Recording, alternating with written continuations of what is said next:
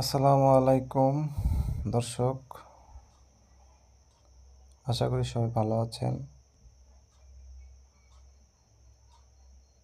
এটা হচ্ছে ড্রাইভিং লাইসেন্সের জন্য যে প্র্যাকটিক্যাল পরীক্ষাটি নেওয়া হয়, যে প্র্যাকটিক্যাল পরীক্ষা সরাসরি আপনারা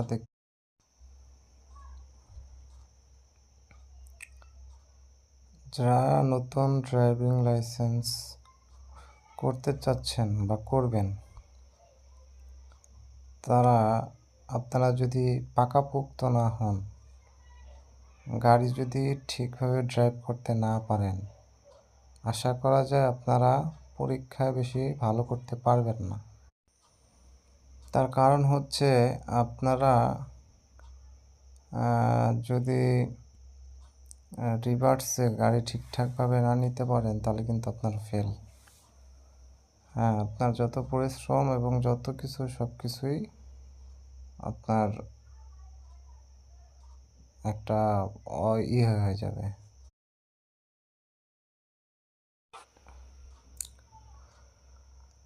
এখানে স্বল্প জায়গা থাকে, যার ভিতর দিয়ে আপনার গাড়িকে রিভার্স নিয়ে যেতে হবে, জিগজ্যাগ যেটাকে আমরা বলি। আসলে বিষয়টা হচ্ছে পাকাপোক্তভাবে যদি আপনারা শিখে না আসেন, সেক্ষেত্রে আপনারা ফেল করবেন। তো আরেকটা বিষয় হচ্ছে, যদি দালাল ধরে আসেন, সেক্ষেত্রে আবার আপনাদের সমস্যা হবে না। যদি নিজেরা করতে চান, সেক্ষেত্রে ঝামেলা হবে, ফেল করবেন। এটা যে দেখতেছেন, এটা হচ্ছে ভারী লাইসেন্সের জন্য। জিগজ্যাগটা কঠিন থাকে ভারী লাইসেন্সের জন্য।